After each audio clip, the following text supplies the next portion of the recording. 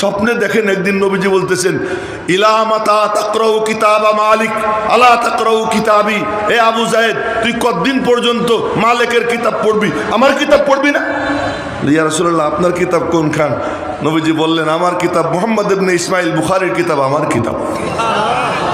এখন আপনাদেরকে বলি যে এর আগে এখানে একজন বলতেছিল আজকের প্রধান আকর্ষণ অমুক।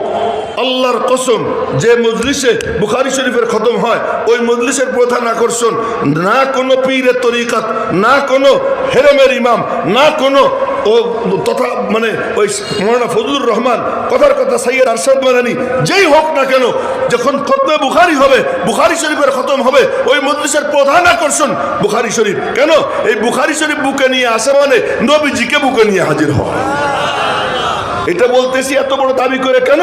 এই জন্য বলতেছি যে আবু দাউদ শরীফ যদি কোনো ঘরে থাকে বা তিরমিজি শরীফ যদি কোনো ঘরে থাকে, তো মুহাদ্দিসিনে কেরাম বলেন ফাকা আন্নামা ফীহি নাবিয়্যুন ইয়াতাকাল্লাম, তবে যেন ওখানে নবীজি বসে বসে কথা বলতেছেন। সুবহানাল্লাহ, এত মরার মরা, সুবহানাল্লাহ কয় না ঠিক? এখন বলেন তো, এই যে কিতাবটা যে আমি ধরছি, মাথার উপরে উঠেছি, এখন উপরে উঠেছি, এই কিতাব এখানে আমি ধরা, বুকে ধরা মানে আমি যেন আমার নবীজিকে বুকে ধরে বসে আছি। ভিতরে যে বাচ্চি মেয়েরা না, মেয়েরা যারা এই কিতাবখান সামনে নিয়ে বসে রয়েছে, তারা যেন নবীজিকে সামনে নিয়ে বসে আছে। সুতরাং আজকের মজলিসের প্রধান আকর্ষণ বুখারী শরীফ। আজকের মজলিসের প্রধান অতিথি জনাবে মুহাম্মদুর রাসূলুল্লাহ সাল্লাল্লাহু আলাইহি ওয়াসাল্লাম। हमने कहे या बद है मगर फिर भी है उनके, हमने कहे या बद है मगर फिर भी है उनके, निस्बत तो बड़ी अच्छी मगर हाल है बुरे। আমি খুব পচা গান্দা, কিন্তু আমি এই কিতাব এখন আপনাদের সামনে পড়বো, শেষ হাদিস পড়বো।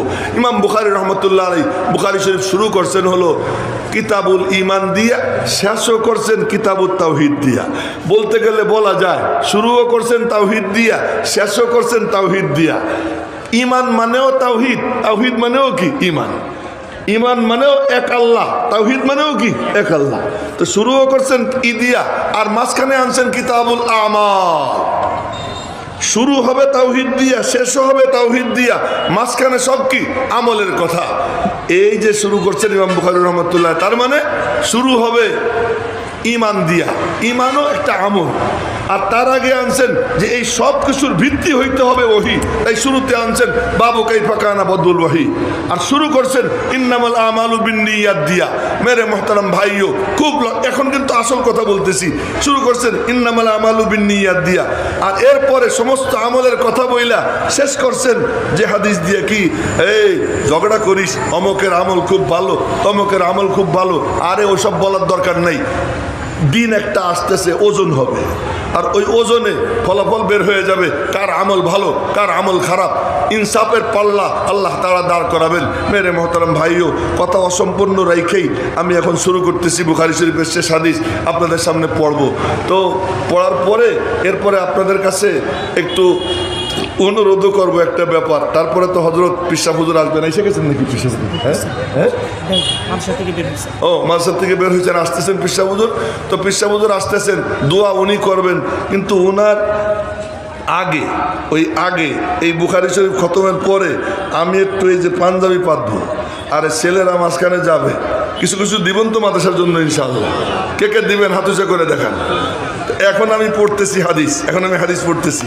হ্যাঁ, বিসমিল্লাহির রহমানির রহিম, আলহামদুলিল্লাহি রাব্বিল আলামিন, ওয়াসসালাতু ওয়াসসালামু আলা সাইয়্যিদিল আমবিয়াই ওয়াল মুরসালিন ওয়া আলা আলিহি ওয়া সাহবিহি আজমাইন, আম্মা বা'দ, ফাইন্না আসতাকাল হাদিসি কিতাবুল্লাহ ওয়া আহসানাল হাদী হাদীয়ু সাইয়্যিদিনা ওয়া মাওলানা মুহাম্মাদিন সাল্লাল্লাহু আলাইহি ওয়াসাল্লাম, ওয়া খায়রাল উমুরি আওয়াজিমুহা ওয়া শাররাল উমুরি মুহদাসাতুহা ওয়া কুল্লু মুহদাসাতিন বিদআহ ওয়া কুল্লু বিদআতিন দালালাহ ওয়া কুল্লু দালালাতিন ফিন্নার।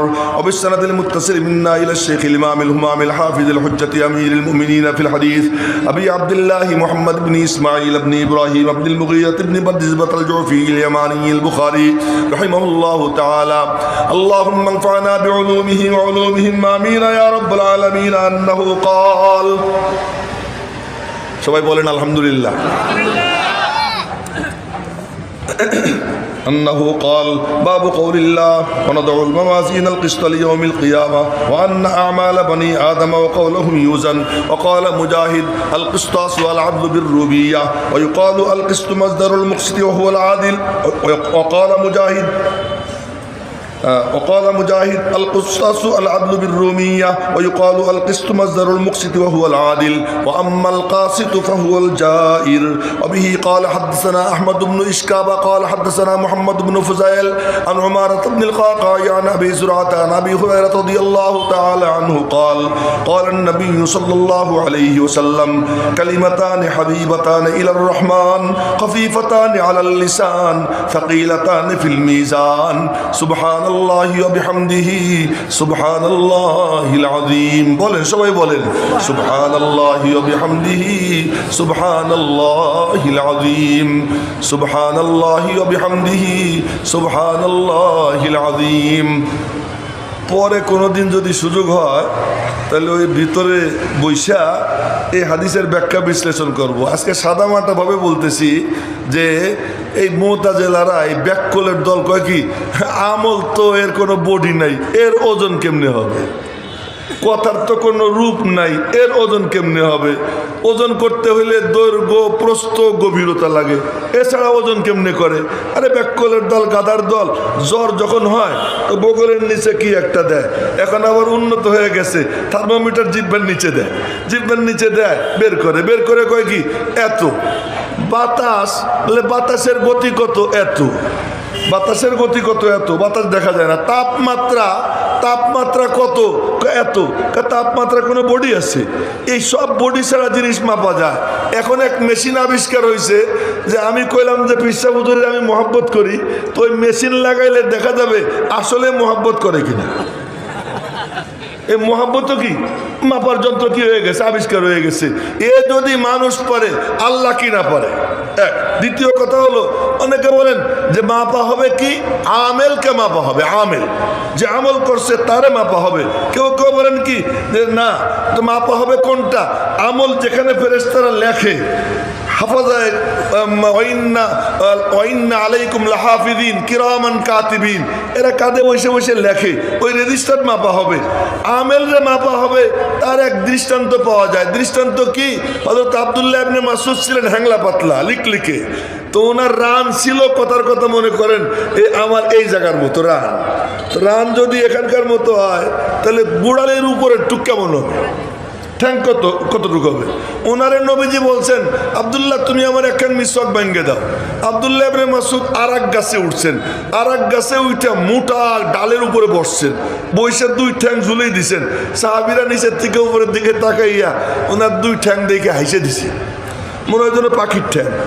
নবীজি বললেন হাসলা যে কি কারণ, ওই যে ওর পা দেখা, জানো ওর পায়ের ওজন কত, বলে কত, ওর এক পা যদি এক পাল্লায় রাখা হয়, উহুদ পাহাড় যদি এক পাল্লায় রাখা হয়, আব্দুল্লাহ ইবনে মাসউদের এক পায়ের ওজন বেশি হবে।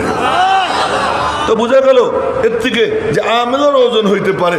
এখানে আমি শুধু আপনাদের সামনে এটা বলতেছি যে ইমাম বুখারী রাহমাতুল্লাহ আলাইহি এই মুতাজিলা এবং জাহমিয়া এই গ্রুপ, ওদের কোনো অস্তিত্ব নাই, কিন্তু ইমাম বুখারী ঝলমল করতেছে যারা আম্মা মা ইয়ানফাউন নাস ফায়ামকুসু ফিল আরদ ওয়া আম্মা যাবাদু ফায়াযহাবু জুফাআ ওয়া আম্মা মা ইয়ানফাউন নাস ফায়ামকুসু ফিল আরদ। মনে রাখবেন, এজন্য আল্লাহর কাছে দোয়া করতে হয়, আল্লাহ তুমি আমাকে ইলমে নাফে দাও, যে উপকারী সমাজের কল্যাণকামী আল্লাহ তারে জিন্দা রাখে, আর যে সমাজের জন্য আবর্জনা বুঝা ওইগুলো বুদবুদ ফেরার মতো ওদের কোনো অস্তিত্ব থাকে না।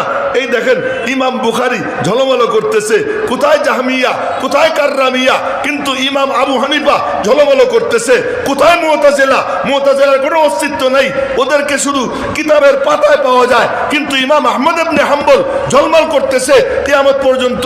স্বপ্নে দেখছে একজন, আহমদ কেমন আছেন, আল্লাহ পাক আমার সাথে এমনি জান্নাতীদের সঙ্গে সপ্তাহে একবার সাক্ষাৎকার আল্লাহ দেন, আর আমার সঙ্গে আল্লাহ পাক রোজানা একবার সাক্ষাৎ দান করে। কি ব্যাপার, যে না পেয়ে সে কি থাকে, টিকে থাকে। তো মুতাজিলার কোনো অস্তিত্ব নাই, এখন শুধু কাগজের পাতায়। কিন্তু টিকে আছেন কারা, যারা তাদের বিরুদ্ধে দাঁড়াইছে। আমরা কারা কারা রাজি ইনশাআল্লাহ হকের পক্ষে বাতিলের বিরুদ্ধে রুখে দাঁড়াবো ইনশাআল্লাহ, রাজি আছি তো ইনশাআল্লাহ। আল্লাহ তুমি হাতগুলো কবুল করে নাও। এরা যারা হকের পক্ষে থাকবে, বাতিলের বিরুদ্ধে রুখে দাঁড়াবে, টিকে তারাই থাকবে। ইমাম বুখারী টিকে আছেন, ইমাম মুসলিম টিকে আছেন, ইমাম আবু হানিফা টিকে আছেন, আপনারাও টিকে থাকবেন। আল্লাহ পাক আমাদেরকে টিকে থাকার জামাতে শরীক হওয়ার তৌফিক দান করুন। ইমাম বুখারী রহমতুল্লাহ আলাইহি বলেন, বাবু কওলিল্লাহ ওয়া নাদাউল মাওয়াজিন আল কিসত লিয়াউমিল কিয়ামাহ। আল্লাহ পাকের কথা, আল্লাহ পাক ইরশাদ করেন, আমি ইনসাফের পাল্লা দাঁড় করাবো কিয়ামতের দিন। বনি আদমের আমল এবং তাদের কথা ওজন করা হবে। মুজাহিদ বলেন, কুস্তাস এটা হলো ইনসাফের অর্থে রুমি ভাষায়, কোরআন শরীফ আরবি আর রুমি ভাষায় অর্থ ইনসাফ। তার মানে কোরআন শরীফ থেকেই সব কিছু হয়েছে। এই টপিক্সের উপরে আর একদিন কথা বলবো, আজকে না। কেউ কেউ বলেন যে কিস মাজদারুল মুকসিদ, আরে মাজদারুল মুকসিদ না, মাজদারু মাজদারিল মুকসিদ। আবার বলতেছি, ওই কলু আল কিস্তু মাজদারুল মুকসিদ না, আসলে হবে মাজদারু মাজদারিল মুকসিদ। মুকসিদের মাজদারের মাজদার হলো কি কিস্ত, তো ওহুয়াল আদিল। আবার এই কিস্ত সুলাসি মুজাররাদ থেকে আসলে তার অর্থ হয় জালেম। এই কিস্ত যদি সুলাসি মজিদফি থেকে হয় তার অর্থ হলো ইনসাফ। আর এইটাই যদি সুলাসি মুজাররাদ থেকে হয়, এই সুলাসি মুজাররাদ মানে 3 অক্ষর বিশিষ্ট, আর সুলাসি মজিদফি মানে 3 অক্ষরের মধ্যে আবার গুছি দিয়া আর এক অক্ষর, এটা বলে কি সুলাসি মজিদফি। তো সুলাসি মজিদফি হইলে তার অর্থ ইনসাফ, সুলাসি মুজাররাদ হইলে তার অর্থ হলো কি জুলুম। এই জন্য কোরআন শরীফে আসছে ওয়ানাদাউল মাওয়াজিন আল কিসতা না, আল কিসতাসুল মুক। আর একখানে আছে কি জন্য আরাকায়াত, আর এখন মাথায় নাই। আরাকায়াত হলো ওয়াম্মাল কাসিতুন, কাসিতুন মানে জালিমুন। তা কাসিত মানে কি জালেম, তো কাসিত মানে জালেম, আবার কিসত মানে কি ইনসাফ। ওয়ানাদাউল মাওয়াজিন আল কিসত লিয়াউমিল কিয়ামাহ। মেরে মুহতারাম ভাইও, তো এরপরে ইমাম বুখারী তার অবিচ্ছিন্ন সনদে বর্ণনা করতেছেন, বর্ণনাকারী হযরত আবু হুরায়রা। মজার ব্যাপার হলো, শুরু করছেন হাদিস হুমায়দি দিয়া, শেষ করছেন হাদিস আহমদ দিয়া। হুমায়দির নামের মধ্যেও হামদ আছে, আহমদ নামের মধ্যেও কি আছে, হামদ আছে। তো হাম দিয়ে শুরু, হাম দিয়ে শেষ। এজন্য জান্নাতীদের শেষ কথা হবে কি, ওয়া আখিরু দাওয়াহুম আনিল হামদুলিল্লাহি রাব্বিল আলামিন। কন্না আলহামদুলিল্লাহি রাব্বিল আলামিন। আচ্ছা, আর একদিকে চমৎকার কাম করছেন কি, হুমায়দির বাড়ি মক্কায়, আহমদের বাড়ি মদিনায়। তো ইসলামের সূচনা হয়েছে মক্কায়, আর এইটা ভালোভাবে বিস্তার লাভ করছে কি মদিনায়। এই জন্য প্রথম হাদিসের উস্তাদ হলো মক্কি, আর শেষ হাদিসের উস্তাদ হলো কি মদানী। আজীব আজীব কাণ্ড কারবার ইমাম বুখারী ঘটাইছেন।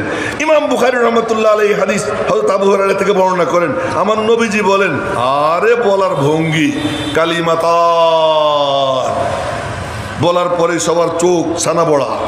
নবীজি কি বলবেন সব তাকাই রয়েছে। হাবিবাতান ইলার রহমান, রহমানের কাছে খুব প্রিয়। রহমান শুনলেই মুমিনের মন নাইচে ওঠে, মুমিনের মন নাইচে ওঠে, রহমানের কাছে খুব প্রিয়। এই বলার পরে মনে মনে কয় কি, না জানি কত কষ্ট করে উচ্চারণ করতে হবে। নবীজি বলেন, খাফিফাতান আলাল লিসান, উচ্চারণ একেবারে সহজ। দুটি বাক্য এমন, এখানে কালিমা মানে কালাম, জুমলা, এখানে কালিমা মানে শব্দ না, বাক্য। দুটি বাক্য এমন যা রহমানের কাছে খুব প্রিয়, আর এটা শুনলে পাগলদের মন নাইচে ওঠে। পাগলদের মন নাইচে ওঠে, রহমানের কাছে খুব প্রিয়। আর নবীদের সামনে তো সবই পাগলদের সর্দার, খালি পাগলদের, সব পাগলদের সর্দার। খাফিফাতান আলাল লিসান, জুবানে খুব হালকা। এবার কয় হালকা যখন, তাহলে মনে হয় বেশি ওজন হবে না। যে জিনিস সহজে পাওয়া যায় ওইটাও তেমন পাত্তা দেয় না। নবীজি বলেন, এই ভালো করে যাই না রাখো, সাকিলাতান ফিল মিজান, মিজানে খুব ভারী হবে। খুব ভারী হওয়ার মতলব কি, বলে ভারী হওয়ার মতলব হলো নেক আমলের পাল্লাকে ভারী করে জমিনের সঙ্গে মিশিয়ে দিবে। কিতাবও শেষ করতেছেন, জীবন শেষের দিকেও ইঙ্গিত করতেছেন। ইমাম বুখারী যেখানেই কোনো কিতাব শেষ করছেন, ওর শেষে মেসেজ দিয়েছেন, তোর জীবনেরও একদিন শেষ হবে। এখানেও আমার আপনার জীবনের শেষের দিকে ইঙ্গিত করছেন। কি সেই বাক্য দুইটা জানার জন্য সবাই যখন চাতক পাখির মতো তাকাইয়া নবীজি বললেন, সুবহানাল্লাহি ওয়া বিহামদিহি, বলেন সুবহানাল্লাহিল আযীম। আসলে সব মিলিয়ে একই, সুবহানাল্লাহ। আল্লাহ পাক সব নেতিবাচক গুণ থেকে পবিত্র। কোন বাচক গুণ? নেতিবাচক গুণ। দুর্বলতা, দুর্বলতা, অসুখ বিসুখ, এরপরে জাগা জামানা, এরপরে বডি, এ বাপ হওয়া, পুত্র হওয়া, বিবি মানে বিয়ে করা, স্বামী হওয়া, এই সব কিছু থেকে সমস্ত নেতিবাচক যা যা আমাদের জন্য খাটে, এই সব কিছু থেকে আল্লাহ পাক অবিহামদিহি যত সুন্দর সুন্দর গুণ, সব গুণে আল্লাহ গুণান্বিত। কোন সিফাত বাদ আসেনি, কথা তো এতটুকু, কিন্তু গুণ সব চলে আসে। এক হলো কি সিফাতে ইসবাত ইজাবি, আর একটা সিফাতে সলবি, আগে খালা পরে মালা। সুবহানাল্লাহ দিয়ে খালা, আল্লাহ এই সব কিছু থেকে পাক, অবিহামদিহি সব উন্নত গুণ দিয়ে আল্লাহ তাআলা পরিপূর্ণ, বলেন না সুবহানাল্লাহ। সুবহানাল্লাহিল আযীম এরই ব্যাখ্যা। এইটা যে পড়বে সকালবেলা সন্ধ্যাবেলা 100 বার সুবহানাল্লাহি ওয়া বিহামদিহি আস্তাগফিরুল্লাহ, এতটুকু যদি কেউ পড়ে সকালে 100 বার সন্ধ্যায় 100 বার, আল্লাহ পাক তার সারা দিনের সব গুনাহ খাতা মাফ করে দিবে, পিছনের জীবনের সব গুনাহ খাতা মাফ করে দিবে। আমল করবো তো ইনশাআল্লাহ, আল্লাহ পাক তৌফিক দান করুক। হযরত ওনাদের সাথে একটা চুক্তি করছিলাম যে হযরতের বয়ানের আগে যে আমি এরকম পাতবো, ওই যে পাঞ্জাবির আঁচল পাতবো, তো সবাই বলছে দিবে।